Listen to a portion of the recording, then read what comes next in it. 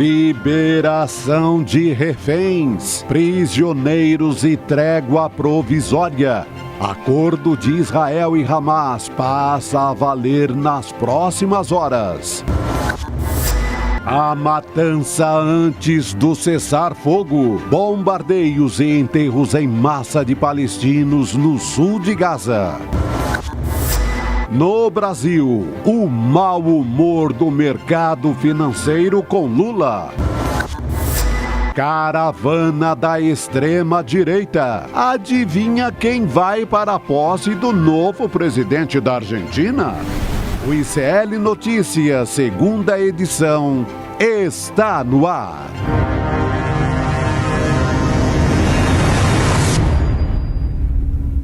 Olá, boa noite, seja muito bem-vindo, seja muito bem-vinda. ICL Notícias, segunda edição, está no ar. Hoje é quarta-feira, 22 de novembro de 2023. Seja muito bem-vindo, boa noite para você que está chegando agora pelos canais do Instituto Conhecimento Liberta, Eduardo Moreira no YouTube. Também, boa noite para o meu querido Chico Pinheiro, né? Salve, salve! Salve, salve, minha querida Gabi. Olha aqui, Gabi. Suave na nave. Quarta-feira, meio da semana, levando nesse calorão que está lá fora, mas aqui tem um arzinho, tá bom? Aqui está um pouquinho melhor, né, do que lá fora. Suave, leve. Trem macio e suave, é isso aí. Isso. Mas olha, Chico, hoje a gente vai continuar falando de assuntos bastante importantes nessa semana, né? Tem a posse de Javier Milei, e aí, presidente Lula vai ou não vai? A gente vai tratar sobre tudo isso ao longo do programa. Também o cessar-fogo, finalmente, mas ainda se fala em poucos dias de cessar-fogo e os países árabes querem um período maior, né, de cessar-fogo. Então, a gente vai falar sobre tudo isso ao longo do programa e a gente vai começar falando justamente sobre o convite para a posse de Javier Milei, né? Como é que chama aquela companhia que fazia turismo, que deu cano em todo mundo? Como é que é? Vixe, mas aí foram várias, né? Não, agora, recente. Ah, da companhia aérea que você está falando. É uma companhia que arranjava excursão. Tá bom te chamar para levar essa turma lá. Pois é, não posso deixar de perder, né? Falhei agora. Ô, Helga, ajuda aí. Ah, já sei, 1, 2, 3 milhas. 1, 2, 3 milhas, né? Exatamente. Pois é, quem sabe? Que deu golpe na Você venceu, não, 1, 2, 3 milhas, não foi essa aqui? 1, 2, 3 milhas é porque os pacotes, né, as pessoas compraram e ficaram a ver navios, mas não. Ó, Jair, se você comprou desse pacote, cuidado, cuidado, que às vezes não chega. Mas é isso, vamos falar de Brasil e Argentina? Brasil e Argentina, no campo, no gramado, um vexame, né? Eu sou contra, viu, esse negócio da seleção só com gente de sapato alto, todo mundo rico no exterior. Pega 3, 4 times do Brasil que estão jogando bem, montam a seleção e começa a ganhar, como foi no passado. Não tinha esse monte de cara que vem, cada um de um lugar, de um país, do mundo, né? Aí chega aqui, não aguenta, já estão perdendo tudo, o Brasil. Agora, a pior derrota é essa aqui, é a derrota na arquibancada. Olha só, olha a PM do Rio, a briga começou porque na arquibancada, aí uma sucessão de eu não tenho nada com isso, né? Olha só. Foi feio o negócio. Primeiro, misturaram as torcidas, botaram argentino junto com o brasileiro, aí um xingou o outro e começou, não sei exatamente quem começou, dizem que os argentinos chamaram alguns brasileiros de macaco, aí a torcida misturada, aí falaram, isso é um absurdo, a responsabilidade é da polícia que tinha que ter feito o cordão de isolamento. Aí vem o chefe da polícia militar lá e fala com toda a razão. Nós chegamos aqui, já estava misturado. E normalmente é assim mesmo o jogo de seleção, né? Não, mas a CBF tinha que ter feito uma torcida de um lado ou do outro, porque tem uma rivalidade muito grande, Brasil e Argentina. Aliás, há 2 semanas, quando teve o jogo da decisão da Libertadores, Fluminense e Boca Juniors, deu quebra-pau também. Então já era para aprender, divide esse povo. Igual que você faz aqui em jogo do Brasil, né? Corinthians e Palmeiras, bota uma turma para lá, outra para cá, ou, né? Flamengo e Vasco, o Atlético e Flamengo, separa, porque se ficar junto pode... Não, bota... Na CBF é que tinha que tomar providência. A CBF vai e tira a responsabilidade. Fala, nós não. Nós só alugamos o espaço e o estádio é de ter uma administração, que hoje é do Flamengo e do Fluminense. Eles é que tinham que ter feito isso. Aí vem eles e falam assim, nós não, quem tinha que ter feito isso É a FIFA, porque a FIFA diz que em jogo de seleção não tem torcida separada. Bom, completa falta de responsabilidade em todos os níveis. Aí a polícia entra agindo como ela costuma agir, na porradaria, que a gente está vendo aqui, né? Porque ela costuma agir assim. Disse o comandante aqui, até falou, eu reconheço, eu acho que a polícia tem culpa até certo ponto, né? Apesar de eu sempre ser crítico a ações violentas da polícia, ele falou, a gente foi usando o uso progressivo da força. À medida que a gente recebia pancada, dava pancada. Então, citou, sem falar o autor, a lei de Newton, né? A cada ação corresponde a reação igual, oposta, com a mesma força e tal. E resultou nisso aí. Milagre, que não teve nada mais grave, não morreu ninguém, podia ter morrido um monte de gente aqui. Podia ter morrido um monte de gente, né? Bastava um maluco, né? Bastava alguém armado, e você sabe que arma com CACs, todo mundo tem, né? Dar um tiro para a polícia reagir e aí virar. Mas, enfim, cenas vergonhosas que foram para o mundo inteiro, coroadas com a derrota dessa seleção estrangeira que veste a camisa do Brasil. Porque de brasileiro mesmo jogando é uma mixaria. Isso na arquibancada e no gramado. Ah, mas em Buenos Aires. E em Buenos Aires ganhou El Loco, né? A turma que segue o Milei é o quê? É mileísta? Vamos descobrir em breve, né? É miloco, são os milocos. Os milocos elegeram esse cara que está dizendo que vai fechar o Banco Central, vai ser o primeiro país do mundo a não ter Banco Central. Todos os países do mundo têm Banco Central. Vai fechar o Banco Central, vai acabar com o peso, vai substituir por dólar, só não diz quando, né?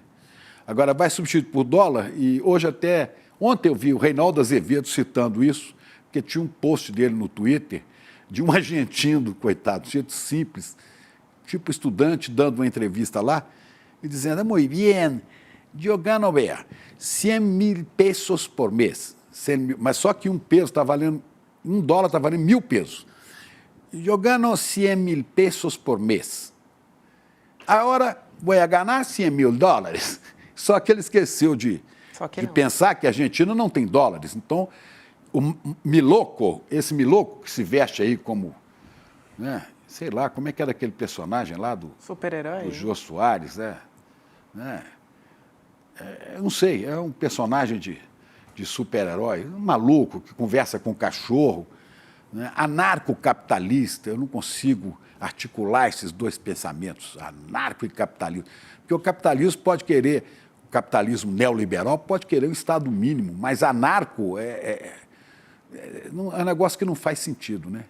O anarquismo é uma corrente... Muitas coisas não fazem sentido. Nada, né? Faz sentido no mundo de hoje, né? É isso. E hoje de manhã eu ouvi aqui no ICL, primeira edição, o Rodrigo Viana falando uma coisa muito interessante, né? Esse negócio da internet, das redes digitais, botaram a gente numa velocidade de comunicação, que as pessoas querem tudo para ontem, né? Então a Argentina vive uma baita crise econômica, gravíssima, sem saída. Então nós queremos solução. Solução já, como é que é? Chame esse cara. Chame esse cara, porque ele é um super-herói, ele vai resolver tudo. E aí ele vai resolver o problema de lá e de cá. Por quê? Porque ele, malucamente na campanha, mas ele vai voltando atrás de umas coisas, porque ele é louco mesmo. Ele disse lá no começo da campanha que o Papa Francisco, que é o argentino mais importante do mundo, né? No futebol é o Messi, é o Papa Francisco, ele comparou ao Papa Francisco, eu não vou usar a expressão que ele usou, a dejetos fecais. Daí o Papa Francisco, o Vaticano, disse: o Papa Francisco não vai mais visitar a Argentina como havia anunciado para o próximo ano. Aí ele pediu desculpas públicas ao Papa Francisco e o Papa Francisco ligou para ele e teve a conversa. Irmão, mas que ser, né? Conversa de argentinos e tal, para tentar acalmar este maluco que vai assumir a presidência prometendo tudo isso. E o pobre do argentino achando que os 100 mil pesos que ele ganha vão se transformar em 100 mil dólares. Não será isso. Aliás, não sei como vai governar, já que no Senado, em 72 senadores, ele só tem 8. Gabi, 8. E em 200 e tantos deputados, ele tem 37 ou 38. Tem mixaria de mixaria. Lá não tem um centrão para ele negociar. Não tem. E a maioria não, todos os governadores, não tem um que tenha aderido a ele. Como é que ele vai governar? Não sei. A vice dele, a Vitória Villarruel, que é filha de um militar, e eles são saudosistas do período sangrento e assassino da ditadura militar argentina, que matou 30 mil pessoas, né? A vice dele falou, para ser câmbios tão drásticos e tão rápidos, porque ele falava, não há de ter gradualismo, vai ser já. Para ser isto, é necessário um pouco de tirania. Ela disse, é preciso uma ditadura. Isso ao lado de críticas ao Papa, anúncio de ruptura com a China e o Brasil, os dois maiores parceiros comerciais da Argentina. Vai negociar com quem, né? E chamando o presidente do maior país latino-americano, que é o Brasil, o maior PIB, 3 vezes o PIB da Argentina, né? Dizendo que é um ladrão, corrupto e comunista, que é o Lula. Naturalmente, depois de ele dizer isso várias vezes em público, o Lula não deve comparecer lá, a não ser que ele peça desculpas públicas, é o que disse o ministro Paulo Pimenta, né? E já que o Lula não vai, ele, o inelegível, ele acha que é inelegível, ele sabe que é inelegível aqui, mas quem sabe, eu sou elegível na Argentina. Então, o inelegível Jair resolveu que vai e disse, olha, se o Lula fosse, ficaria difícil, mas como o Lula não vai, as coisas ficam mais leves para mim. Fui convidado e, portanto, irei, já que o Lula não vai. Conversa, né, de Jair Bolsonaro. E Bolsonaro promete levar cerca de 20 deputados federais. Vixe. Vai levar o Valdemar Costa Neto, aquele gênio do PL, presidente do PL. Vai levar ex-ministros como o ex-secretário de comunicação Fábio Vaz Garten. Está anunciando, já confirmadas as presenças de Tarcísio de Freitas, o governador de São Paulo, do Jorginho Melo, de Santa Catarina, e já está anunciando o Romeu Zema, de Minas Gerais, o Ronaldo Caiado, de Goiás, o Ratinho Júnior, do Paraná, e mais de 20 deputados federais, né? E vai levar a família toda, a dona Michele, vai levar os filhos, 01, 02, 03, 04, e quantos mais zeros encontrar pela frente, não vão pela 1, 2, 3 milhas, não. Acho que vão fazer uma festa lá. Já que não sou elegível aqui, quem sabe na Argentina, né? E já tem bolsonarista dizendo, agora é o seguinte, é Bolsonaro 26. Esqueceram que existe lei aqui, e que 26 ele não pode nem ser candidato, né? Mas vai essa turma toda para lá. Deve levar Damares, deve levar astronauta, deve levar essa turma toda com arminha para um governo que tem tudo, mas tudo, para não dar certo. Ontem, durante o jogo, eu vi um post no Twitter, ou no Twitter, que agora é com X, né? O cara dizia assim, gozado, tem muitos brasileiros com a camisa da seleção argentina, deve ser admiração pelo Messi, né? Por isso muitos brasileiros vestiram a camisa da Argentina. Eu falei, presta atenção, o Jair Bolsonaro disse ontem, antes do jogo, que estava tão feliz com a vitória do Milei, que estou pensando, eu vou torcer pela Argentina. Ele disse isso. Posso torcer para o Brasil, contra o Brasil. Ele vai para lá, porque o outro anunciou que é contra o Lula, ele é contra o Brasil, Bolsonaro é contra o Brasil, se o Brasil estiver de um lado, ele vai para o outro, se o Lula estiver de um lado, ele vai para o outro, né? Só que a justiça vai em cima dele, e é questão de tempo. Agora, já que ele vai levar todo esse povo que eu falei aqui, eu vou responder a blogueirinha na sua conversa com a Bruna Marquezine, sabe? Ele vai ser, de fato, o livramento. Vai, Bolsonaro, vai, Bozo, leva toda a galera.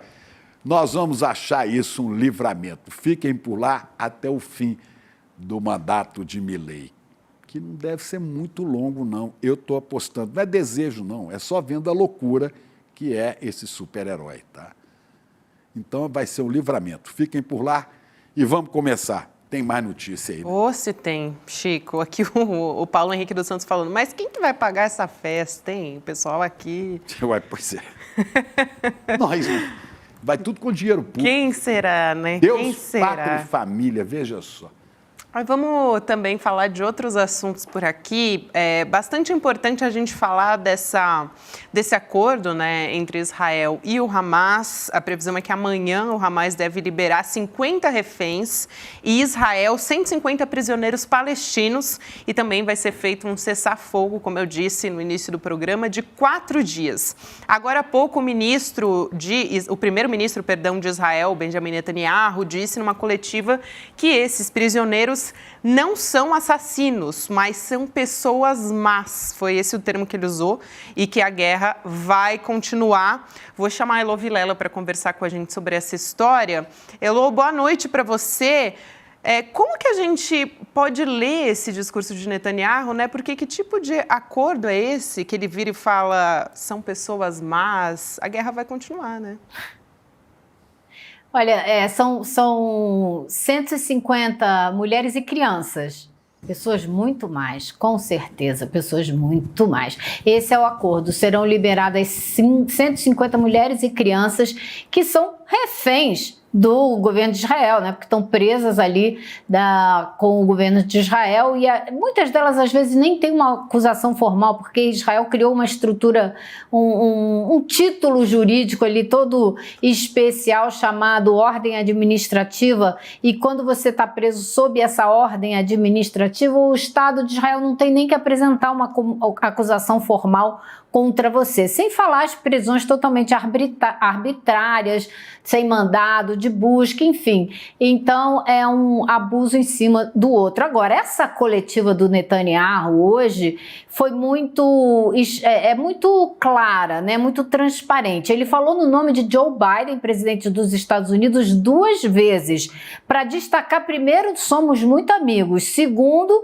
que ele praticamente fez esse acordo para essa troca de prisioneiros ou de reféns a pedido do Joe Biden. Agora, ele disse com todas as letras, e ele tratou assim, eu liguei para o Joe Biden e falei com ele, Joe, nós estamos lutando, temos o compromisso de manter esse acordo, mas a guerra vai continuar. A guerra não acaba aqui. Então, para quem tinha dúvida, ele falou isso antes sem citar o Biden e falou depois citando o Biden. Esse período que se fala que serão 4 dias de cessar-fogo, acabado esse período, eles voltam à ofensiva militar. Se é exatamente isso que vai acontecer ou não, a gente não sabe. A impressão que dá, eles ficam testando a opinião pública. E o Netanyahu tem muito o que fazer para recuperar a sua situação junto à opinião pública, que está das piores, né? No último fim de semana foi um grupo de pessoas para a casa dele protestar e falando, eu acuso você pela situação que a gente está vivendo, eu acuso você por ter enfraquecido o país atacando o nosso Supremo, atacando o nosso Judiciário, eu acuso você por ter fortalecido o Hamas com malas de dinheiro, que é uma das grandes acusações que pesa sobre o Netanyahu, é dele ter financiado o Hamas para ter um inimigo para chamar de seu, para depois fazer o que está fazendo agora. Inclusive, hoje os bombardeios de Israel continuaram, é importante ressaltar isso, a gente teve 100 palestinos mortos, de acordo com Al Jazeera. Então, a guerra continua, a gente deve ter esse cessar-fogo, mas é até preocupante, né? Como é que isso vai voltar, gente? Essas pessoas, imagina, você fica alguns dias num cessar-fogo, aparentemente tudo bem, né? As pessoas respirando de novo e aí, de repente, volta tudo ao novo normal deles, né? A esse normal que eu quero dizer, muito pior do que antes, né? Elô, encantoados, né, Elô? Ali no sul de Gaza, falam que mais de 1 milhão de pessoas estão encantoadas ali, não podem sair dali. E a guerra vai continuar. E agora vão jogar bomba no sul de Gaza também. Na Cisjordânia, que não tem nada a ver com esta briga com Hamas, porque essa briga com Hamas é em Gaza. Na Cisjordânia já mataram cerca de 200, se você deve ter números mais mais novos do que eu, mas eu tenho um número aqui de 200. Ao invés, se quisesse levar a sério essa história, né, Netanyahu ia usar a inteligência que deve ter. Israel tem muitas maneiras de investigar. E procurar o Hamas, localizadamente numa testante civil, né, e talvez falar, derruba o Hamas do poder e entrega o controle da Palestina e da faixa de Gaza ao líder, o que sobrou de líder dos palestinos, que é o do Fatah, o Mahmoud Abbas, né? Mas lá na Cisjordânia, onde ele está, eles estão matando gente também. Então, ao que tudo indica, o que está claro é que é extermínio do povo palestino. Isso se chama genocídio. Ontem o professor Paulo Sérgio Pinheiro falou disso aqui, né? Não existe isso de você isolar a população num canto e jogar bomba em cima e falar, vou atacar. E atacar um que está fora dessa área. Eles o que querem é extermínio mesmo. Resta saber até quando o mundo vai ficar calado assistindo. O mundo não. O mundo tem se manifestado, né? Muitos países do mundo. Inclusive, chama os poderes, atenção... né? Os governos, eles é que precisam. Porque hoje tem, inclusive, um chamado importante de organizações de direitos humanos, o Human Rights Watch, outras duas organizações, chamando para uma conferência de emergência na Suíça dos países que subscrevem a Convenção de Genebra, dizendo a eles que vocês têm obrigação de fazer valer a Convenção. Isso. Porque não basta só você respeitar, você tem que exigir que os outros países também respeitem. Então, chamando esses governos a realmente tomarem uma atitude e brecarem, aproveitar essa parada que vai ter agora de 4 dias, talvez, se for respeitado esse cessar-fogo, e exigir que ele se torne permanente para a situação se resolver. Inclusive, Elô, você falou a respeito de mulheres e crianças, né, prisioneiras. Tanto esses reféns, né, como prisioneiros são a maioria desse número de pessoas que estão sendo feitas reféns, né? Hoje a ONG Defense for Children International Palestine disse que a libertação dos prisioneiros é bem-vinda, mas lembrou que Israel prende de 500 a 700 crianças palestinas por ano. Crianças, exatamente. Olha só o que eles disseram nas redes sociais. As autoridades israelenses concordaram em libertar 150 prisioneiros palestinos, incluindo crianças, como parte de um acordo de trégua de 4 dias com o Hamas. As forças israelenses detêm, interrogam, processam e prendem entre 500 e 700 crianças palestinas com idades entre 12 e 17 anos, todos os anos. A Elô falou sobre isso algumas vezes aqui já, né? Sobre como as mães palestinas começam a se preocupar conforme essas crianças vão crescendo, atingindo a adolescência. É realmente surreal você prender crianças de 12 anos, Chico. É aquela coisa, né? Olha, eu vou te falar o seguinte, o Israel cresçam, não né? Pois é, Israel não é o único país no mundo que prende crianças, mas é o único que leva crianças para julgamento em tribunais militares. Isso não existe em outro lugar do planeta, só nessa democracia israelense. Esse homem que vocês estão vendo na tela é o Ayed Abu Ektaish. Ele é diretor do Defense Children International Palestine, essa organização que a Gabi acabou de citar. Eu conversei com ele em Ramallah quando eu estive lá, e ele estava justamente falando da situação, porque essa organização ela foi criada para defender as crianças, dar apoio jurídico para as famílias. Então, ele estava me contando que as crianças que são presas e indiciadas, todas são processadas. O grau de condenação, o índice de condenação é de 100%. É lógico que não pode ser... não dá para acreditar que todas as crianças indiciadas são culpadas e condenadas. Se 100% são condenadas, tem alguma coisa errada aí. Agora, o mais estarrecedor que ele falou, elas não só são submetidas a esse tratamento absurdo, interrogadas sem a presença de nenhum adulto conhecido delas, como também são submetidas à tortura.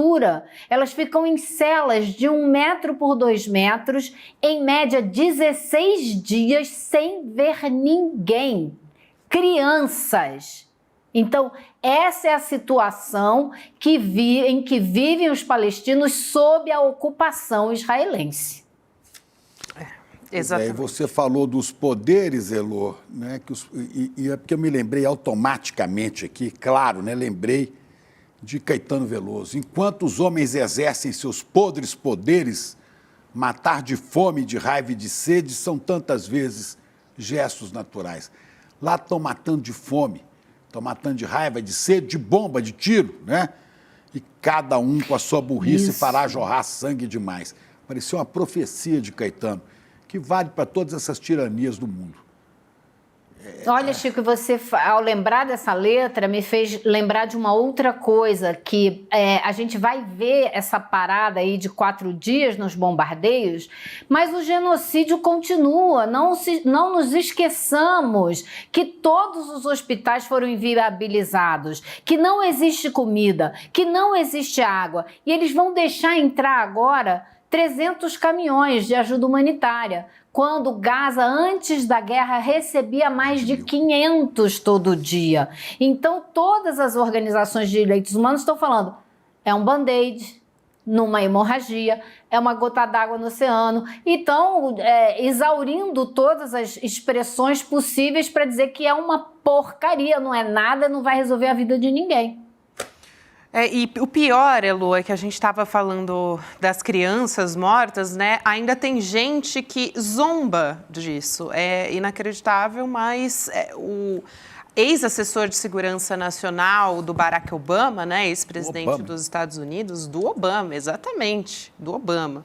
O Stuart Seldovitz provocando um vendedor de comida árabe. A gente tem esse vídeo em Nova York, esse vídeo que viralizou nas redes sociais e foi reproduzido pela agência russa Sputnik. Vamos dar uma olhada. How did you become an American citizen? It's not your business. Go. You're right. I'm born here. But you're a terrorist. You support terrorism. Listen, go. I'm not You support something. You do. You support terrorism. I'm not some. You Go. support I'm killing just working little here. children. You're a terrible person. You kill children, not me. What? Go. My kids? What about my kids? You kill children, not me. Go. I didn't kill children. Okay, what I see You know here? why? If we killed 4,000 Palestinian kids, you know what? It wasn't enough. It wasn't enough. Go. É uma loucura, né? É uma vergonha. É Que inacreditável. horror, olha, E ele esse fala rindo, cara né? voltou nessa carrocinha, e ele voltou nessa carrocinha umas 3 vezes, a polícia foi, inclusive, notificada, e para ser justa com Barack Obama, ele não trabalhou só em governos democratas, ele trabalhou em governos republicanos também, ele é oficial de carreira do Departamento de Estado, e ele foi da diretoria de assuntos palestinos e israelenses. Imagine você, como ele poderia discutir esse assunto da tensão entre Israel e Palestina se ele tem esse tipo de comportamento, essa xenofobia, essa aversão aos palestinos e aos árabes em geral, porque ele foi implicar com esse vendedor que é do Egito, não é nem palestino. Né? Então, realmente é inacreditável. Inclusive, só para complementar essa história, Chico, a empresa de lobby político Gotham Government diz que vai cortar os serviços de consultoria do Seldovitz, que é... Esse cara aí. Exatamente, essa informação é do jornal The Guardian. É o mínimo, né? Ele diz assim para o vendedor, né? You kill children. Escuta aqui, quantas crianças morreram na faixa de Gaza até agora, Elô? Quem é que está matando? 5 mil, Chico. 5 mil. Quem é que está matando criança? Se não é o covarde do Netanyahu e do governo de Israel, quem é que está matando crianças, né? E quem é que prende criança de 12 anos e leva para um tribunal militar? Quer dizer, olha, vou te falar, Agora, é tanta coisa que a gente precisa mudar e o mundo precisa entender e ver de verdade o que acontece ali nos territórios ocupados em Gaza. Bom, e agora só acontece destruição em Gaza, né? Só acontece morte e destruição. E você veja, esse cara ocupava um cargo importante no governo de Barack Obama, que dos males é o menor, né? Ou foi o menor, né? E esse cara tem o desplante, a cara de pau. A controvérsia. Eu sei, a controvérsia, Chico. Porque ele foi o que mais usou drone para bombardear Somália, Iraque, Afeganistão. Então, há muitas controvérsias. Os democratas são sempre complexos no poder. Nós não podemos esquecer que a ditadura brasileira e várias ditaduras latino-americanas começaram sob domínio dos democratas, né? Começou aqui a armação do golpe no Brasil em 62 com Kennedy no poder, John Kennedy, e depois com Lyndon Johnson, né? Que foi quem apoiou para valer a ditadura brasileira. Quer dizer, é lamentável isso. Agora, you kill children, ele acusa o Egito, matando. Nossa. Agora, também é o seguinte, né? Vamos falar, está sob influência lógica do pensamento desse caldo de cultura dos Estados Unidos, né? Alimentado pela mídia, que também atinge o Brasil. Né? Ontem, uma poeta, jornalista, vencedora do prêmio Pulitzer, né? Abandonou, renunciou à sua função de jornalista no jornal The New York Times, que não é dos piores, é talvez o jornal mais importante do mundo ocidental, né? Então ela pediu demissão em Também protesto. há controvérsias, Chico. Eu sei, mas eu estou falando, mas ela não. Ela não. Ela não. Ela pediu demissão, Anne, esqueci o sobrenome dela. Vou te Boyle. resgatar. Boyle, exatamente. Anne Boyle. Anne Boyle é uma poeta, jornalista judia, inconformada com a parcialidade da mídia ocidental com relação à matança, ao genocídio promovido pelo governo de Israel com apoio dos Estados Unidos, tendo os Estados Unidos por trás. Ela, prêmio Pulitzer, é o prêmio mais renomado do jornalismo mundial, pediu demissão, falou, não trabalho mais, em protesto. Quer dizer, eu quero lembrar aqui, né, que a gente não é contra os judeus, não tem muito judeu que tem essa consciência. Aliás, a maioria dos judeus que estão em Israel hoje não apoiam as ações de Netanyahu, né? Quem apoia são grandes milionários estadunidenses, que são judeus também e que querem vender a arma, que querem usar Israel como disse o Robert Kennedy Jr., né, como um porta-aviões dos Estados Unidos no meio daqueles países do Oriente Médio, do BRICS, que se Israel perde alguma coisa, nós é que vamos perder porque eles vão dominar 90% do petróleo do mundo. É isso, né? E é isso que alimenta os podres poderes. É a grana suja, cada vez mais suja de sangue. E que revolta, né? Revolta. Com certeza. Agora, lá em Israel, a extrema-direita também não queria nem esse acordo. Esse acordo que foi fechado agora para trocar os reféns, nem isso a extrema-direita queria. Uma parte do governo de Netanyahu não queria. Então, por isso que ele foi para a televisão hoje se explicar, tentar vender o acordo, porque vão sair só 50, né? Não vão sair os 240 que estão lá, 240 e poucos. Vão sair apenas 50 agora, quase todos mulheres e crianças estrangeiros. Pouquíssimos. Mas aí você que não acha são que ele estrangeiros. se fortalece, o Netanyahu, perante a opinião pública, né? Porque a gente está justamente aqui falando que ele está cada vez, perante a população, a imagem dele, né, está muito pior. E está cada vez pior, na verdade, né? Vem se deteriorando. E a população não apoia Benjamin Netanyahu, atribui a ele a culpa dos ataques do dia 7 de outubro, inclusive. Então, você acha que justamente essa liberação dos reféns, porque ele estava sendo muito pressionado, ajuda a deixar um pouco mais, né? Ele está tentando limpar a barra da imagem dele. Gabi, eu acho que, na verdade, ele está além da salvação. Já passou do ponto há muito tempo. Não tem nada que salve a reputação e a carreira política do Netanyahu. Acho que ele já acabou. Esse acordo, eu acho que ele só faz sentido ou só pode ajudar. O único político que talvez possa se beneficiar um pouco desse acordo é o Joe Biden, que estava precisando recuperar algum verniz de humanidade que ele está cada vez mais perdendo perante os eleitores dos Estados Unidos. Então, ele talvez consiga aí recuperar um pinguinho de credibilidade e de imagem de pessoa que tem humanidade, porque ele sempre fez a campanha dele em cima disso. Ele era o cara, né, que tem sentimento, que conforta a população que está sofrendo, que perdeu um filho, sabe o que é isso, não ter aquela pessoa na mesa, como ele sempre fala. Desculpa, gente, porque a pessoa não se sensibilizar com 10 mil mortos, é um pouco difícil acreditar que ele tem essa humanidade toda, né?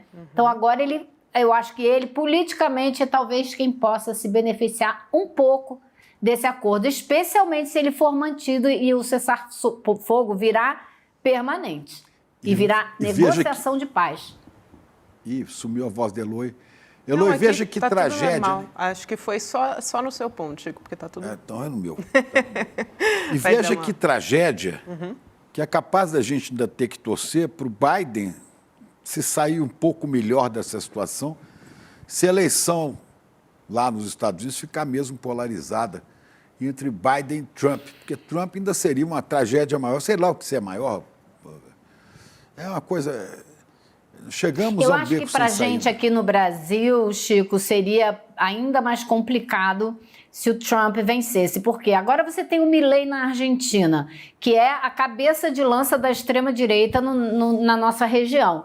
Se o Trump ganhar, eles vão apostar tudo. A extrema-direita americana dos Estados Unidos, a extrema-direita argentina, a extrema-direita mundial vai apostar tudo na eleição brasileira para trazer de volta, não o Bolsonaro, porque ele é inelegível, mas alguém na mesma linha. Então, por incrível que pareça, pode ser bem pior, sim, para a gente, eu acho, a eleição do Donald Trump. Só não conte muito com a Argentina, viu? Eu não acredito nessa coisa. Esse cara não tem condição de tocar o projeto dele para frente. Se ele fizer composição política para tocar o projeto Milei para frente, ele compra briga com todo o eleitorado dele, que ele prometeu que ia destruir as castas, que não sei o quê. Ele se queima. A Argentina não tem saída econômica no momento. Ele fala que vai cortar o subsídio dos combustíveis, que são subsidiados na Argentina. Ora, os argentinos não estão tendo dinheiro para comprar o combustível que está lá. Se ele corta o subsídio para poder adotar sua política anarcocapitalista, seja lá que diabo é isso, seja isso, né? O combustível vai ficar mais caro, a inflação vai disparar mais ainda. Quer dizer, lá não tem muita saída, não. Então, não contem os fascistoides brasileiros, a turma de Bolsonaro, né, com Trump lá e Milei cá. Milei eu não sei se chega até. Né? Ah, não, mas nós temos o Uruguai e o Paraguai. Uruguai e Paraguai somados representam 5% do nosso PIB. 5%. É nada, é nada. E se a Argentina romper com o Brasil e com China, nas suas relações comerciais, vai para o buraco, não tem mais para onde sair. Nós não. A Argentina vende grãos hoje, soja, para a China. Se parar de vender, o Brasil vai vender. Quer dizer, não tem muita saída lá. Então, essa coisa da extrema-direita vai ocupar a América do Sul e não sei o quê, isso é muito prematuro a gente dizer. As coisas aqui estão muito bambas, viu? Muito bambas. Agora, só para complementar a informação a respeito dos mortos, né? Ainda voltando para a guerra entre Israel e os civis palestinos, né? Em Khan Yunis, no sul, foram enterrados 100 palestinos numa vala comum. Gente, imagina só isso. Quer dizer, Elô, a guerra continua, infelizmente, a todo vapor, né? Enquanto a gente está discutindo um cessar-fogo, continuam morrendo as pessoas. Continuam, com certeza, e houve uma intensificação dos bombardeios nessas últimas horas, porque o governo de Israel sabe que vem aí o cessar-fogo, então eles intensificaram os bombardeios. E essa vala comum, Gabi, foram enterrados aí várias pessoas que foram trazidas, corpos que foram trazidas do hospital Al-Shifa e de um outro hospital, porque não puderam ser enterradas por lá, então eles levaram para esse local. Você vê que eles estão todos com o rosto coberto, não é por causa de Covid, não. É porque realmente são corpos que já estavam começando a se decompor e o cheiro deve estar realmente... Aliás, dizem que Gaza, o cheiro em Gaza é algo insuportável, porque você tem várias pessoas nos escombros e que não podem ser resgatadas. Agora... hoje o Crescente Vermelho chegou no Hospital Al-Shifa com um comboio de mais de 10 ambulâncias para resgatar os pacientes que ainda estavam lá, colocou os pacientes nas ambulâncias e ficou mais de 5 horas num checkpoint do exército israelense no caminho do norte de Gaza para o sul de Gaza. Ou seja, é uma atrás da outra, né? As máscaras é por causa do perfume Netanyahu. É o perfume Netanyahu. É. É o cheiro de Netanyahu. É o cheiro do exército de Israel. Olha só, gente, as imagens da vala comum são muito impressionantes, né? Se você não consegue sensibilizar com isso, né? Se alguém não consegue sensibilizar com isso, é realmente porque... Os judeus, verdadeiramente, judeus que honram a sua história, sabem o que é esse cheiro, porque os seus antepassados conheceram esse cheiro em campos de concentração nazistas, em Auschwitz, né? Em Dachau. Eles sabem que cheiro é esse. Eles não querem. Os judeus decentes, que honram a história, honestos, não suportam esse cheiro. Agora, é o perfume Netanyahu oferecido a Gaza e ao mundo. É isso. Enquanto os homens exercem seus podres poderes. É isso aí. Vamos voltar a falar de América Latina mais uma vez. O Igor Gadelha, jornalista do portal Metrópolis, ele disse que o presidente Lula já decidiu não ir para a posse do Javier Milei na Argentina, que vai acontecer no dia 10 de dezembro. Em compensação, a caravana da extrema-direita, como adiantou o Chico Pinheiro aqui, para Buenos Aires não para de crescer, gente. O governador de São Paulo, Tarcísio de Freitas, vai para a posse nessa comitiva de Jair Bolsonaro. Também vão estar lá 20 parlamentares bolsonaristas, o Eduardo, claro, o Flávio Bolsonaro, os filhos de Bolsonaro, a Michele Bolsonaro também deve ir. Vamos chamar o Guga aqui para participar da nossa mesa redonda? É uma festa para a extrema-direita, né, Chico? Será que ficam por lá, Guga? Será, hein, como perguntou a blogueirinha para Bruna Marquezine, será o nosso livramento?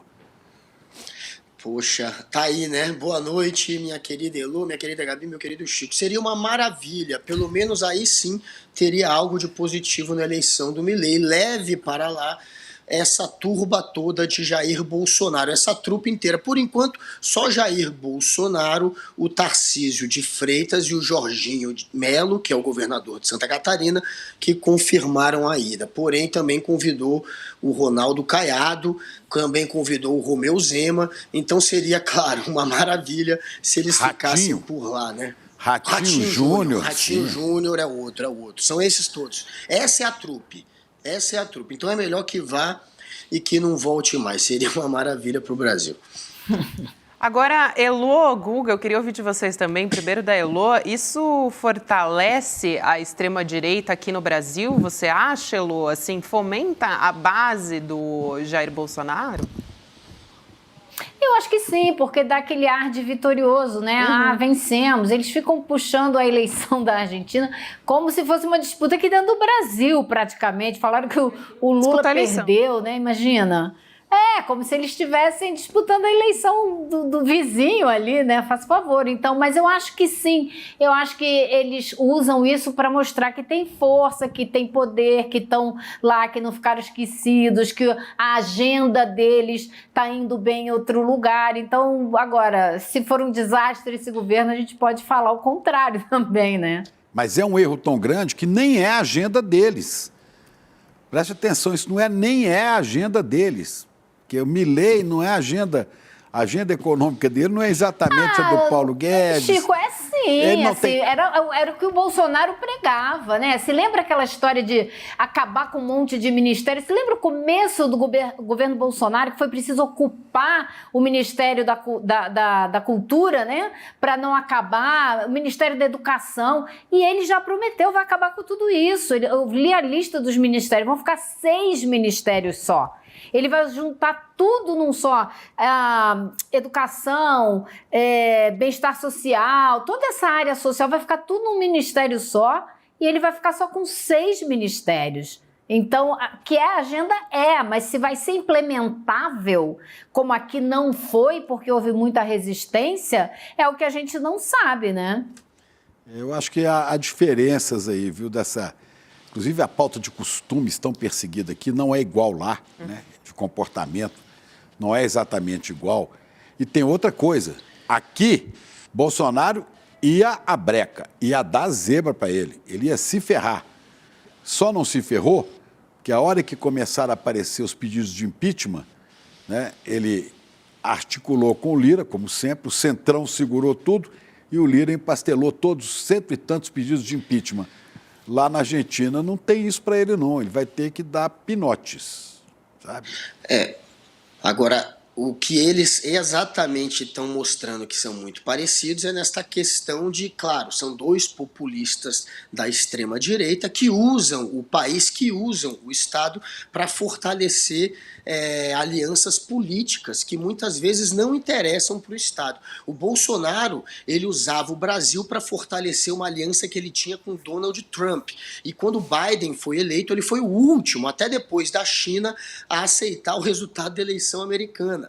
Então ele não era, assim como o Milei, um político pragmático. As pessoas estavam na dúvida como o Milei ia se comportar, mas ele está mostrando que neste ponto de, enfim, usar o país, usar a Argentina só para fortalecer alianças que servem para ele politicamente, mesmo que em detrimento do país, ele faz isso. O Bolsonaro fez e ele está fazendo no momento que, no lugar de chamar o Lula, que é o presidente daquele país que representa a segunda economia mais importante para a Argentina, o segundo maior parceiro comercial da Argentina é o Brasil, ele vai lá e convida o maior adversário do Lula, que é o Jair Bolsonaro. Ou seja, ele mostrou, ele já começou a decepcionar aquela turma que achava que ele ia ser um pouco mais racional. Neste quesito, ele está fazendo, pelo menos neste, igual o Bolsonaro. Tem essa questão do comportamento, ele tem um discurso um pouco diferente com relação ao LGBT ou com relação à maconha, mas, de fato, ele é um político populista que apela para o patriotismo, que finge que vai conseguir, no estalar de dedos, solucionar um problema econômico que dura décadas e que faz o mesmo discurso de atacar a classe política como se fosse um outsider. Então ele segue a cartilha mais clichê, digamos assim, do populismo da extrema-direita e repete o Bolsonaro quando convida o Bolsonaro no lugar do Lula e usa a Argentina para criar aliança política não pensando no seu país. Olha a alegria do Bolsonaro. Achei um lugar para ir. Porque tem isso também, o Bolsonaro não tem mais território no Brasil. Tu vai fazer o quê? Vai falar de quê? Né? Esses bolsomínios todos, inclusive os parlamentares que apoiam o Bolsonaro até hoje, governadores, eles não têm mais terreiro para cantar, estão indo cantar na Argentina. É qualquer coisa, me dá um espaço para eu poder aparecer. Mas vai sentar com o embaixador, Por isso que ele vai pegar os 123 milhas e vai para lá. É isso aí. Agora eu acho que o Milei, a gente corre o sério risco de ver o Milei na Argentina realmente adotar algumas das medidas mais aparentemente enlouquecidas que ele anunciou. Essa dos ministérios parece que já está certa, serão apenas 6. A outra que está apavorando as pessoas é ele acabar com o Banco Central. Então, ontem eu estava conversando com um economista que tem amigos no Banco Central argentino que estão apavorados, que acham que ele realmente vai deixar o peso argentino chegar a zero, não valer nada, vender estatais para forçar a entrada de dólar no país, dolarizar a economia e acabar com o Banco Central. Porque aí vai ficar com a economia dolarizada e dá um pé no Banco Central e não precisa mais do Banco Central para nada. Fica uma economia totalmente dependente e ligada à economia dos Estados Unidos. Então, não sei. Tem barra brava política lá, entendeu? Tem os eleitores argentinos, qualquer coisa se mandam para a rua e é igual a torcida, é barra brava mesmo, entendeu? Quer dizer, vai dolarizar. Mas os argentinos não votaram exatamente Milei. Eles votaram numa mudança louca. Louca. Vou quebrar tudo. Vou quebrar o Banco Central, vou quebrar o peso, vou vender tudo e vou dolarizar. Olha, se ele vender tudo que a Argentina tem, né? A YPF, vender a televisão, vender tudo que a Argentina tem, distribuir o dinheiro para os argentinos em dólar, não dá para 10% do país viver um ano. Mas o objetivo não é dividir. Não, eu estou falando o objetivo é concentrar. Estou falando o seguinte, se fizer isso, o argentino não tem como viver, não vai ter como pagar combustível. Quer dizer, ele está dando um cavalo de pau, por isso que ele é anarcocapitalista, talvez, né? É porque ele está querendo... Isso. Nem o capitalismo lá pode funcionar. Não vai funcionar nada. E o argentino, na hora que vir que não vai funcionar, ele está ansioso por essa mudança, né? As pessoas perderam completamente a paciência, eles querem é para já, é para agora, tem que mudar, tem que fazer, por isso que eu votei nele. Quando chegar amanhã, eu vou olhar e falar assim, mas é a mesma coisa, espera aí, ele está negociando com o político, mas que diabo é isso? Como é que é? Vão para a rua e os argentinos quebram, é panelaço e daí começa, ninguém segura, entendeu? É barra brava. Ô Chico, e uma outra proposta importante do Milei são as privatizações, né? Que ele está falando de privatizar empresa de petróleo, está falando de empresas de comunicação argentinas. Só que ele nem tomou posse e já tem gente fazendo resistência a isso também. Hoje o presidente do Sindicato dos Pilotos disse que o Javier Milei, né, abre aspas aqui para o que ele falou, terá de nos matar e nos carregar mortos se quiser privatizar Aerolíneas Argentinas, que é a principal companhia aérea. Já privatizaram, já desprivatizaram, né? Mas já está dando errado, gente, o Milei. Sabe o que aconteceu? Um dia após a eleição dele, os medicamentos e os produtos de limpeza, alguns deles, já apresentaram um aumento de 50%. Isso porque lá na Argentina existe uma política de preços justos, que, claro, vai ser extinta agora, e o Milei disse que vai liberar para o mercado escolher, obviamente, o valor que quiser colocar no produto.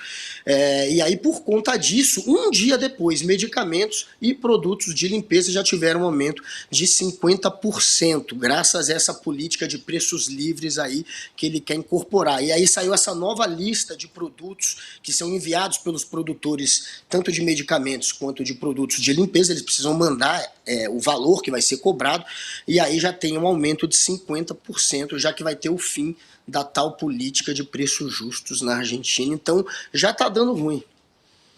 Mas aí ele está anunciando agora...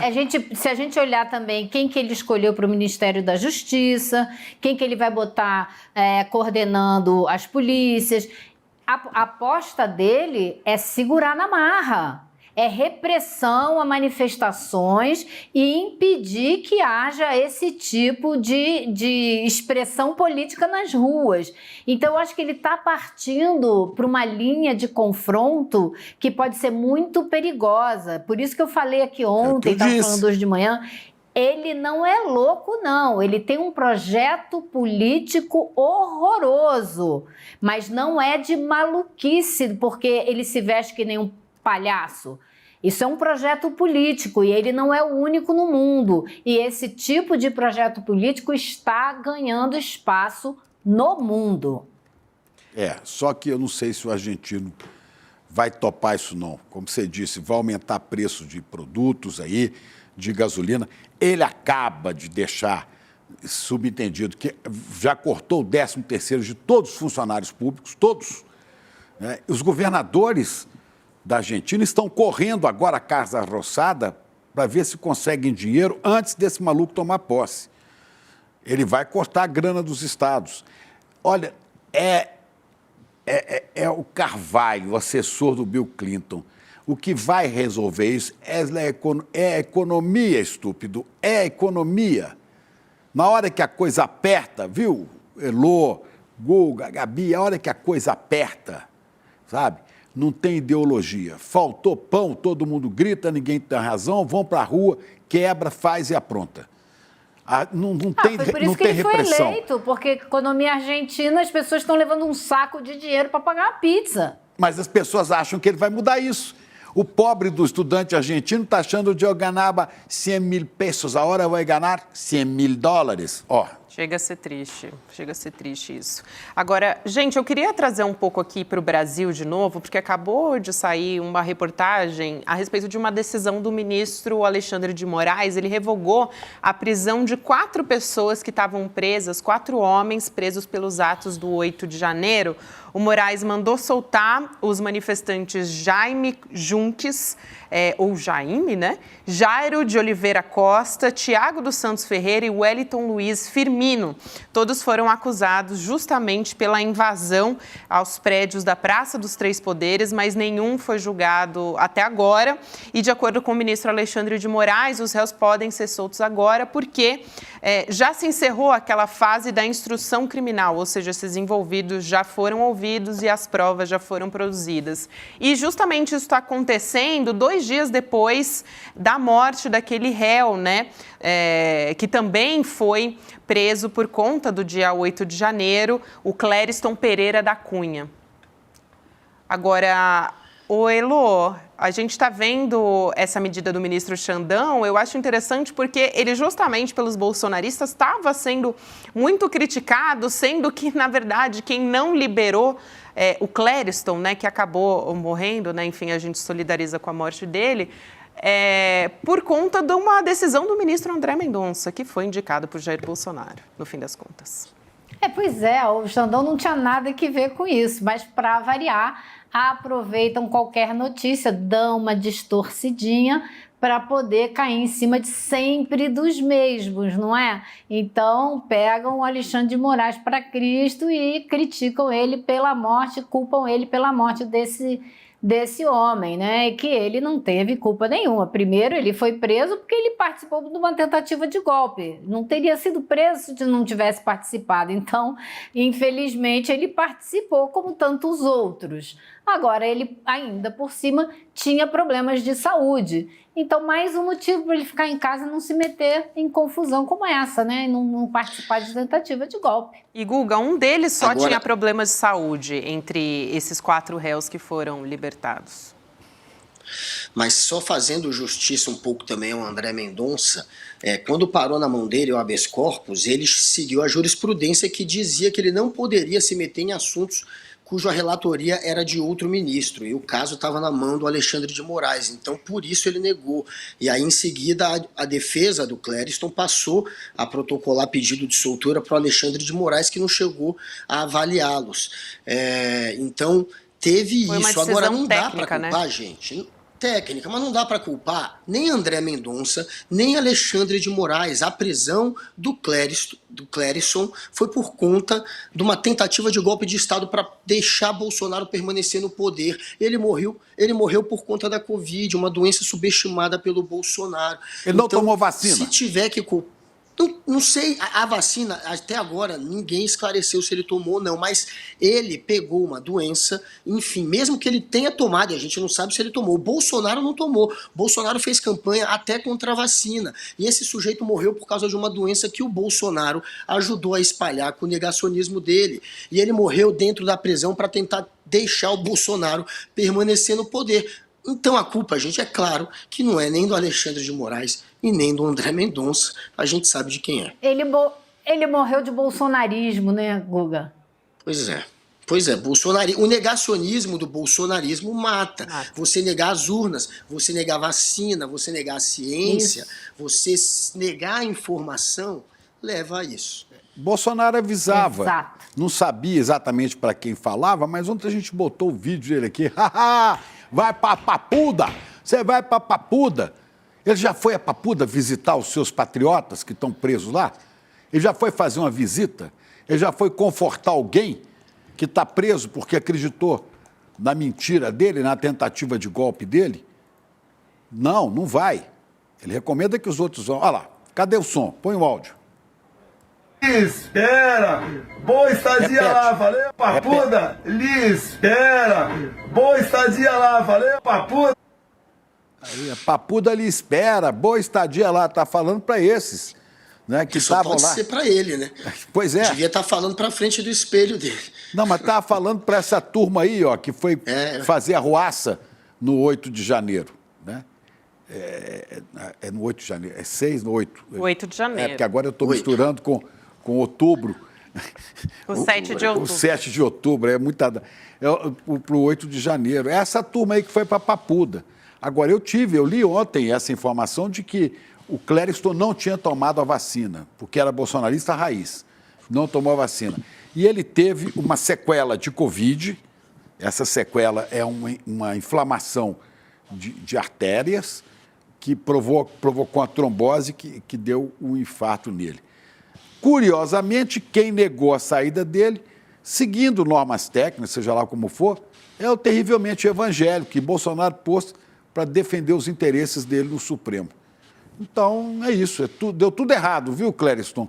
E eu lamento que ele deixa a esposa, deixa a viúva e 2 filhos pequenos. Isso é lamentável. Venha de onde vier. Eu sinto essa morte. Eu também. Eu sinto essa morte de verdade. Por mais que seja um ignorante que tenha sido usado para dar um golpe de Estado, esse sujeito é o peixe pequeno, ele é o bucha de canhão, ele é o que foi usado por ser um ignorante, por ser um fanático. Então esse daí, sinceramente, é o menos importante. O mais importante foi quem incitou, foi quem organizou, foi quem tentou convencer generais a dar golpe, foi quem fez com que Cléristons da vida ficassem ali em frente ao QG do Exército e depois tentassem invadir a esplanada dos três poderes. Então, é claro que a gente tem que lamentar a morte de um bucha de canhão e cobrar, obviamente, aqueles que estão no topo e que de fato organizaram isso. Esses precisam pagar e não pagaram ainda. Agora, Guga, tem uma história aqui a respeito de Eduardo Bolsonaro, né? Já que a gente está falando aqui da extrema-direita, de Bolsonaro, da família Bolsonaro. O Eduardo Bolsonaro, ele virou sócio de uma empresa de vinho que está devendo mais de R$200 mil, né? Que história é essa, Guga? De banana? Bananinha com vinho de bananinha. Vinho de bananinha? É um vacilão, Dudu. É um vacilão, gente. Porque eu vivia escrevendo.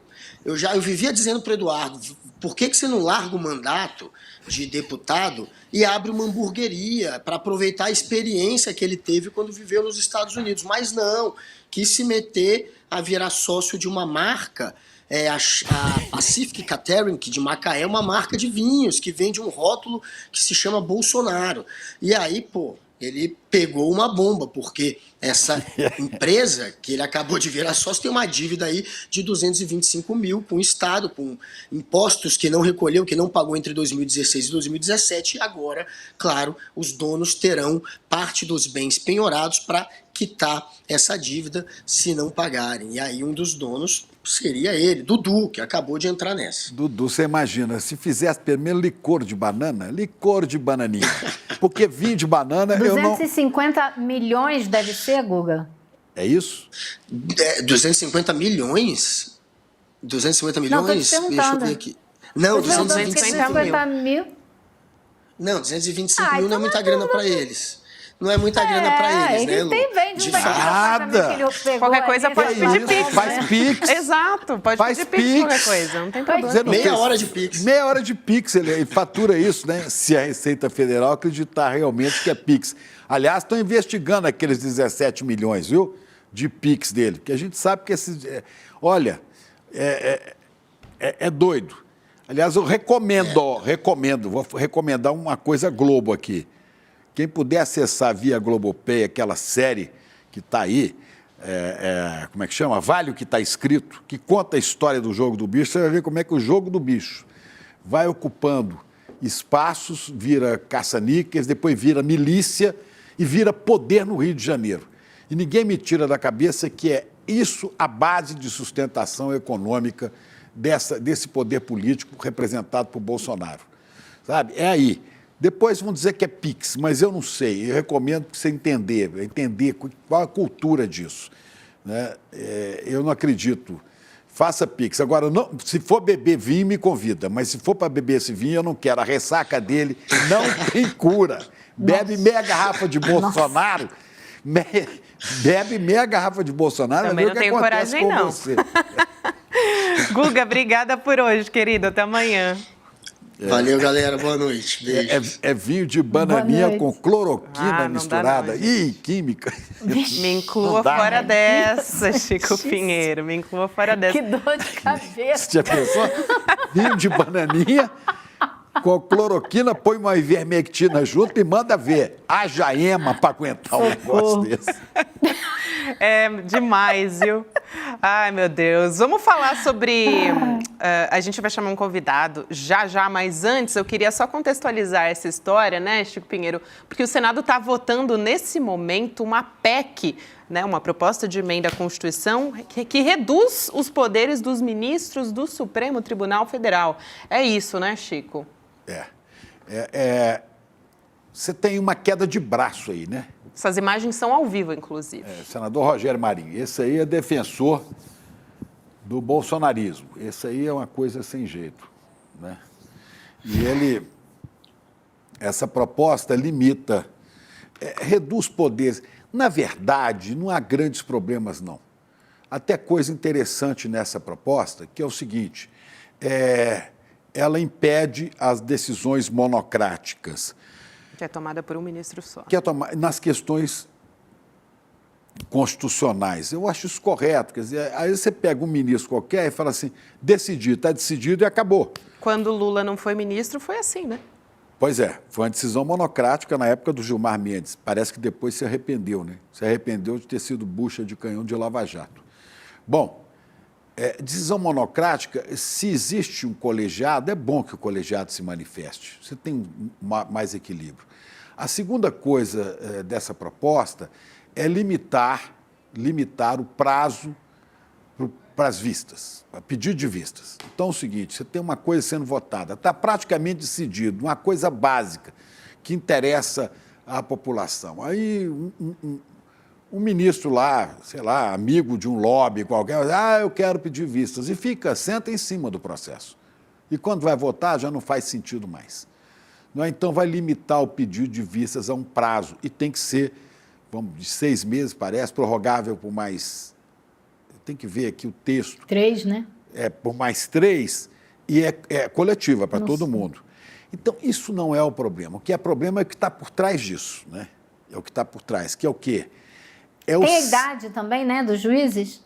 Não, aí não entra. Limitar o tempo? Não queriam limitar Seria o uma tempo. outra PEC, né? Houve uma ideia lá antes dessa PEC, inclusive de mudar a maneira de escolha, acabar com o ministro vitalício por mandatos, isso acabou.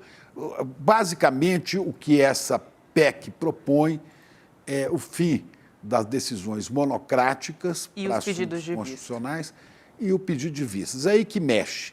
Aí você vai dizer assim, bom, mas o próprio STF já tinha decidido anteriormente, né, que ia limitar o pedido de vistas a um prazo até menor. Acho que 60 dias. Tudo bem, este não é o problema.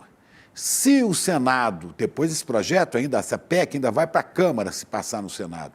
Se a Câmara aprovar, quem vai decidir se está valendo ou não é o próprio Supremo, que vai ver se é constitucional ou não.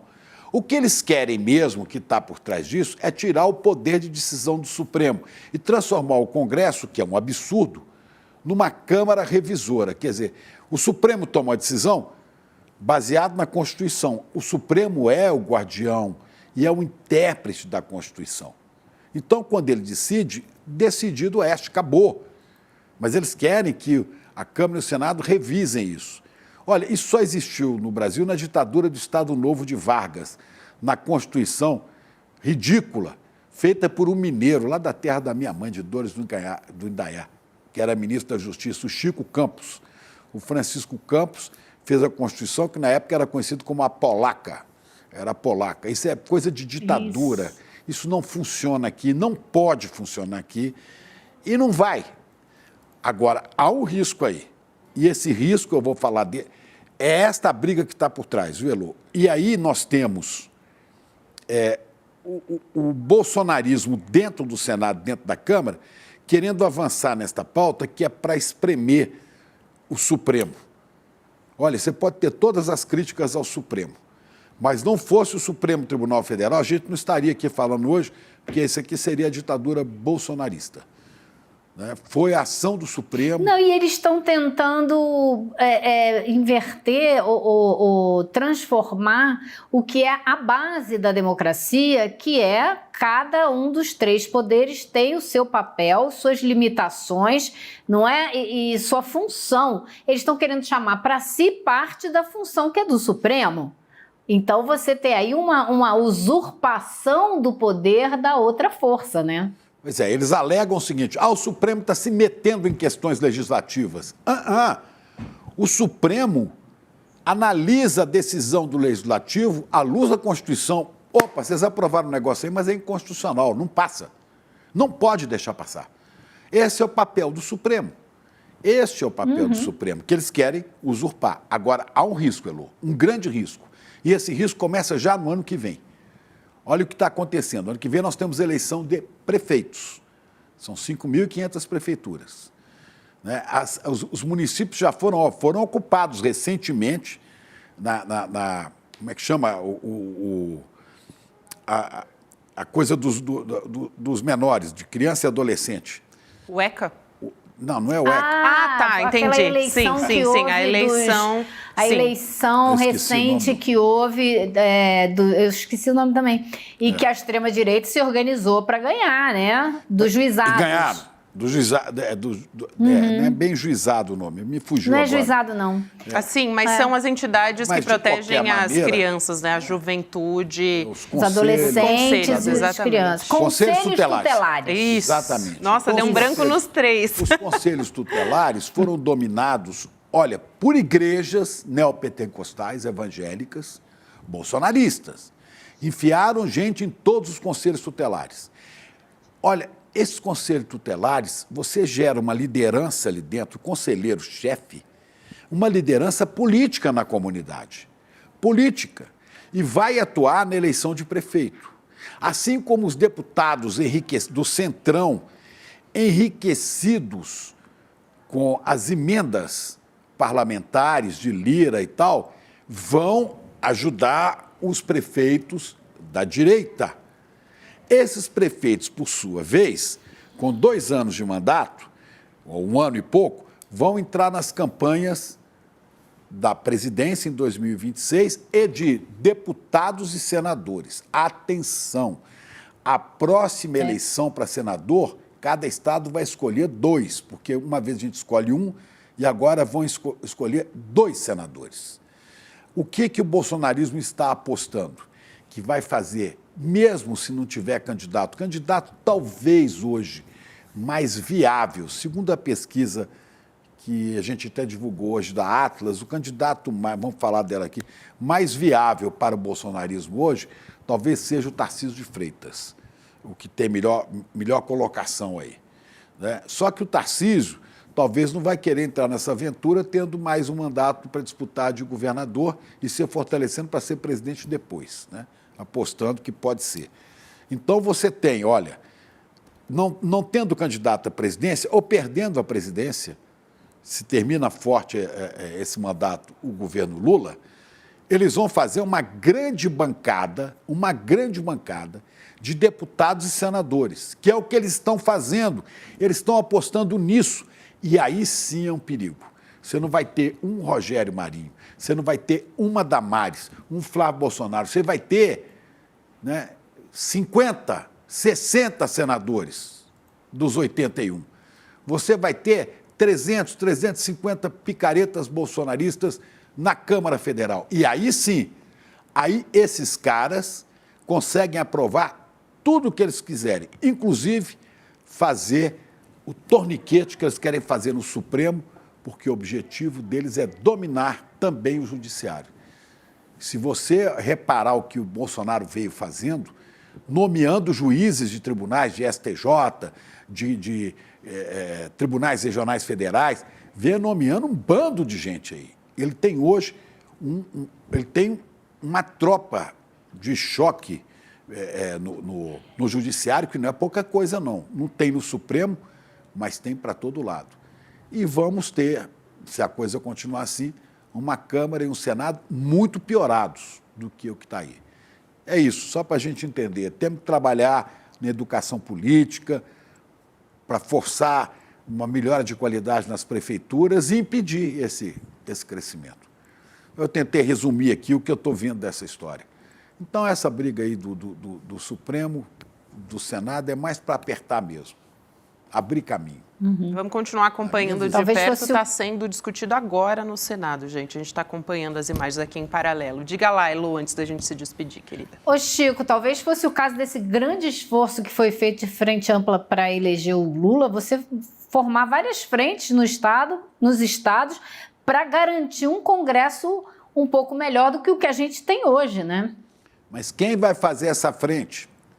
Essa frente para eleger o Lula teve Alckmin, teve Simone Tebet, teve um monte de gente que não era exatamente o perfil da esquerda, ajudando na eleição, trabalhando pela eleição. A Tebet teve um peso, o Alckmin teve um peso enorme.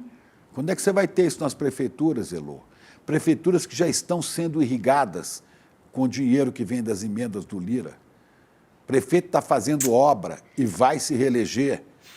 O dinheiro está sobrando, entendeu? E conseguiram agora Com a aprovar... Caixa Econômica agora, imagina. Caixa Econômica na mão deles, com 4.500 agências pelo país afora, e ainda conseguiram o desplante de obter 5 bilhões de reais no orçamento para o fundo partidário para eleger prefeito. 5 bilhões de reais do fundo partidário, que é o dinheiro que foi dado para eleger presidente da República. Quer dizer, a situação é crítica. Ou o governo e as entidades sociais, as ONGs, os sindicatos, a UNE, quer dizer, todo mundo que leva as coisas a sério, ou trabalha na educação política popular em núcleos, né, como eram nos sindicatos antigamente, como era no movimento estudantil, como eram as SEBs, as comunidades eclesiais de base, ou começam esse trabalho capilarizado, ou o resultado disso, anotem aí, o ano que vem com o prefeito e depois com deputados e senadores, será uma tragédia. É isso, Elô, querida. Até amanhã. Um beijo. Até amanhã, querida. Tchau, tchau. Tchau, Chico. Tchau, obrigado, Elô. Vamos continuar Desculpe, por mas aqui. eu não tenho notícia boa, né? Não, a gente não tem notícia boa, Chico. Inclusive, a gente vai falar agora da pesquisa Atlas, mas teve uma outra que a gente falou, na verdade, né? Ia falar da pesquisa Atlas agora há pouco, mas teve uma outra que acabou de sair, também com o mercado financeiro e não muito boa para o governo, um levantamento da Quest que mostrou que entre os integrantes do mercado financeiro piorou a avaliação do governo Lula. Na verdade, o que era ruim ficou pior, né? Foi de 47% em setembro para 52% em novembro essa avaliação negativa. E o que chama a atenção é a expectativa para a economia. Em setembro, 34% achavam que a economia iria piorar e agora são 55%. Vou chamar aqui o André Roncalha para a gente entender esse gráfico, inclusive, que está na nossa tela. Boa noite para você, Roncalha. Mais uma vez, hoje eu estou tendo o prazer de falar 2 vezes com ele, porque amanhã ele é convidado do Em Detalhes, viu, gente? Já faço convite para quem está assistindo a gente. 10h30 da manhã. É isso aí. Boa noite, Gabi. Boa noite, Chico. Salve. Prazer estar aqui com vocês, como sempre. Bom, Gabi, essencialmente o mercado financeiro não está gostando da agenda econômica do governo. E que surpresa, hein, Chico? Que surpresa. Escuta, mercado não será? Financeiro... Como não gostar? Pois olha, a Bolsa explodiu essa semana, lá para cima, o índice, né, Bovespa. O dólar está atingindo os seus níveis mais baixos. Não será, Roncalha, que essa pesquisa ela está capturando também a sensação do mercado com aquela fala do Lula que não ia cumprir, não ia perseguir o déficit zero? Mas é exatamente isso. Para o mercado financeiro, a agenda econômica do governo é déficit zero, é austeridade. Se o governo não segue esta agenda, o mercado grita.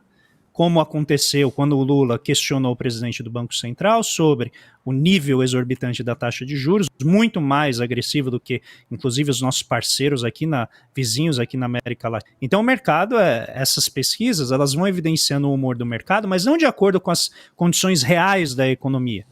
Não de acordo com a elevação da renda média, não de acordo com a queda do desemprego, não de acordo com o crescimento do PIB acima da queda que o mercado havia previsto no início do ano, que era de 0,5%, a gente já está passando de 0,3%, não necessariamente com a queda da inflação muito mais acelerada do que estava sendo, não porque o juro estava elevado, porque diminuíram as pressões de preços, porque o câmbio está caindo com a confiança do exterior no governo Lula, com a retomada do Brasil no cenário internacional e, essencialmente, com as políticas fiscais aprovadas no final de 2012, a chamada PEC da transição, que elevou bastante o gasto público e restaurou muitas das políticas públicas importantes para a sustentação de renda. Então, o que o mercado está aqui, né, colocando é avaliar a ficção frustrada de um déficit zero em 2024, que nem ele acreditava, Chico Pinheiro, Gabi, nem o mercado acreditava que o déficit seria zerado em 2024, já a partir de agosto, as previsões do Prisma Fiscal, que é tipo o focus da política fiscal, que o Ministério da Fazenda levanta, já identificava que você teria, né, um déficit aí, algo em torno de 0,5% a 0,8% do PIB. Então aqui o que a gente está vendo é um chilique localizado, porque o governo, né, se mostra na visão do mercado partido em que o presidente da República está literalmente dizendo para Faria Lima: vocês já definiram a meta de inflação, a meta fiscal quem define sou eu. E o Lula nunca disse que ele não iria cumprir a meta, queria deixar de perceber, queria deixar de tentar zerar o déficit. Tudo que ele disse é: existem restrições reais para eu zerar o déficit se eu não conseguir levar a arrecadação.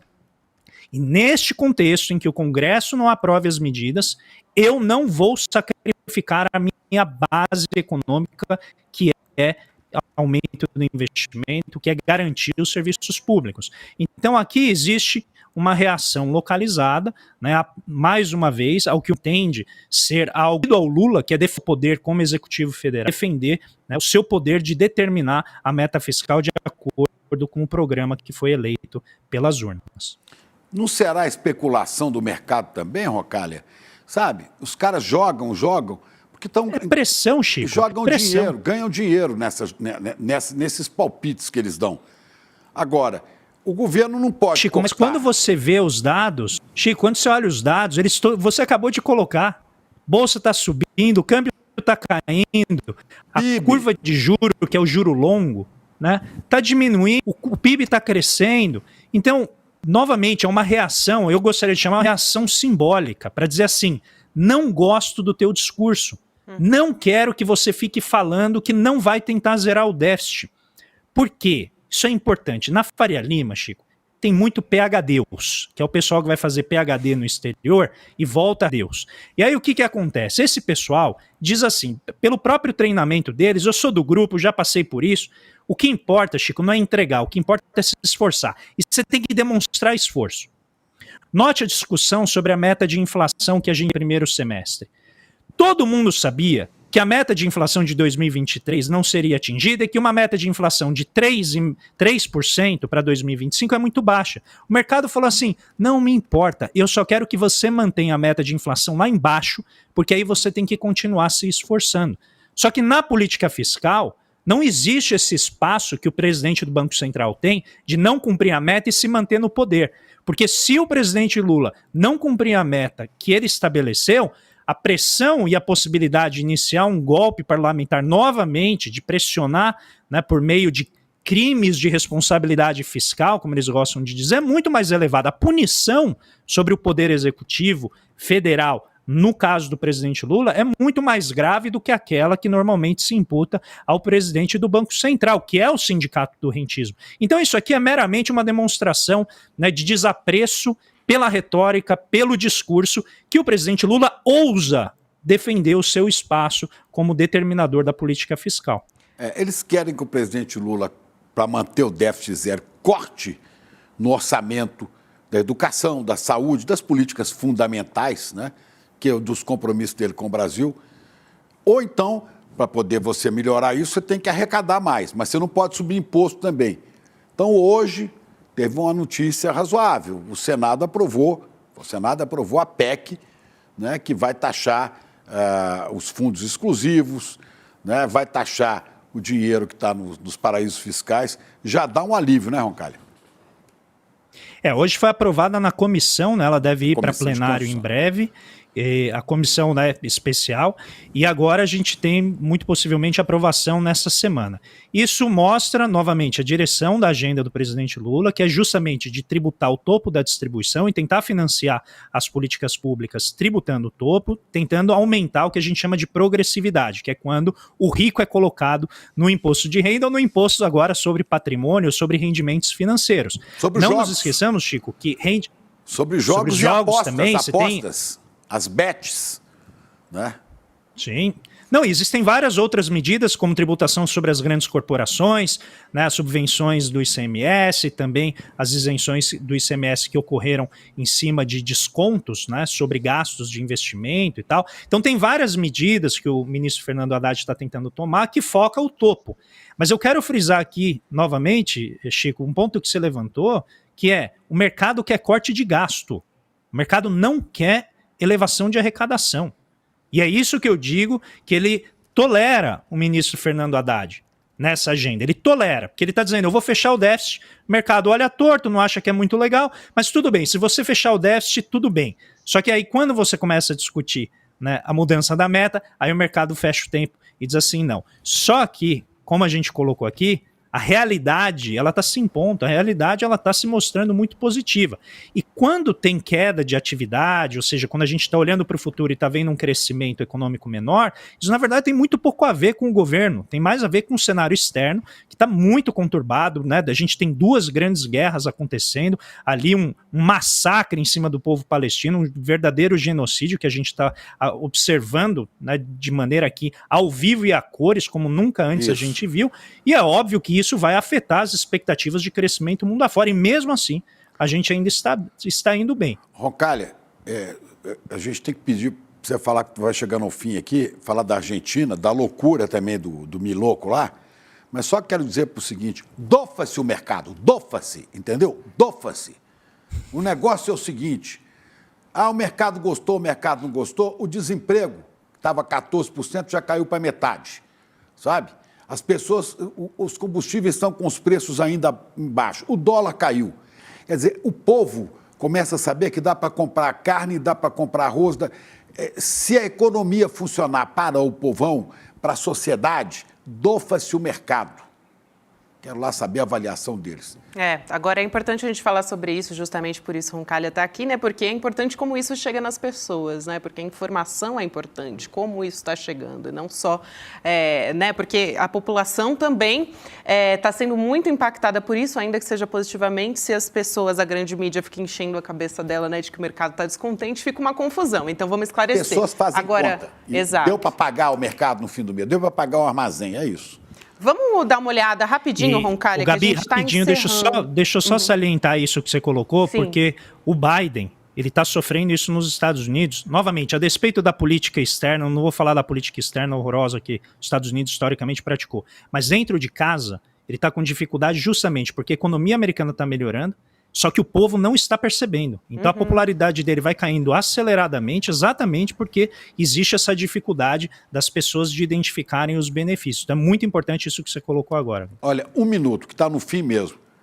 Tem saída para o Milei com essa proposta econômica dele? Tem, o aeroporto. Tá bom. Roncalha, a gente chama de novo outro dia para a gente falar de dolarização na Argentina, também dessa proposta do Milei, né, de acabar com o Banco Central, que está preocupando muita gente, mas a gente conversa numa próxima oportunidade, porque esse assunto rende e está preocupando os argentinos, os nossos irmãos. Um beijo para você, querida. Até uma próxima. Beijão. Fiquem bem, gente. Boa noite. A gente vai falar aqui sobre, na verdade, sobre um convite, né, que a gente quer fazer para vocês, porque nessa segunda-feira foi o feriado da Consciência Negra, né? E eu queria convidar vocês para uma aula histórica que a gente vai ter sobre Malcolm X para falar, né, sobre a pauta antirracista, a luta antirracista, que é uma luta de todos nós. Você está vendo aí na sua tela. O Eduardo Moreira fez uma entrevista com o maior especialista em Malcolm X do mundo. A gente vai exibir esse debate ao vivo no dia 23 de novembro, portanto, amanhã. Anota aí na sua agenda, 8 horas da noite. Não perca. Vamos assistir o Convites do Jones Manuel. O convite, perdão. Salve, galera. Tudo bem? Meu nome é Jones Manuel. Agora, dia 23, uma quinta-feira, às 8 horas da noite, eu vou participar de um evento incrível, fantástico com a galera do ICL. A gente vai ter uma aula magna com o maior especialista em Malcolm X no mundo, o Abdul Hamar Mohamed, que foi protagonista, condutor da série Quem Matou Malcolm X, fez muito sucesso no Netflix. É capaz de você ter assistido essa série. Então a gente vai ter essa aula com o Abdul, depois vai ter um debate, uma reflexão muito massa. Eu vou estar lá participando com uma galera muito boa. Convido todo mundo a participar. Vai ser um evento massa demais. Você tem que estar lá. Para se inscrever gratuitamente, é só acessar o link que está aqui. Então chega junto, espero vocês agora, dia 23, às 8 horas da noite, no ICL. Gente, para se inscrever em icl.com.br/N2. E ele vai estar aqui. Exatamente. Jones Manuel na mesa conosco. Junto com a gente, e tem outra surpresinha aqui no estúdio amanhã também, junto com o Jones Manuel, mas eu não vou revelar agora não, tá? Só para você assistir amanhã, ficar junto com a gente. Mas é boa, é boa, é boa. É isso, minha gente. Agora tem Sinapse CL com Robertinha Garcia e César Calejão a partir de agora. Muito boa noite para você e até amanhã. É isso. Boa noite. Turma, é amanhã um encontro histórico que ninguém pode perder. A aula Malcolm X, o homem e a mensagem. Uma aula que vai ser dada por Abdul Rahman Mohamed, o maior especialista do mundo na história e no legado de Malcolm X. Ele, que é o protagonista da série Quem Matou Malcolm X, uma das séries de maior sucesso do Netflix. Se você ainda não se inscreveu nessa aula, clica agora no link aqui em cima ou aqui embaixo e gratuitamente se inscreva. E mande para todos os seus grupos, todos os seus amigos e amigas que você acha que deveriam participar dessa aula. A aula não tem replay, então fica ligado. Quinta-feira, às 8 horas da noite, vamos todo mundo junto assistir.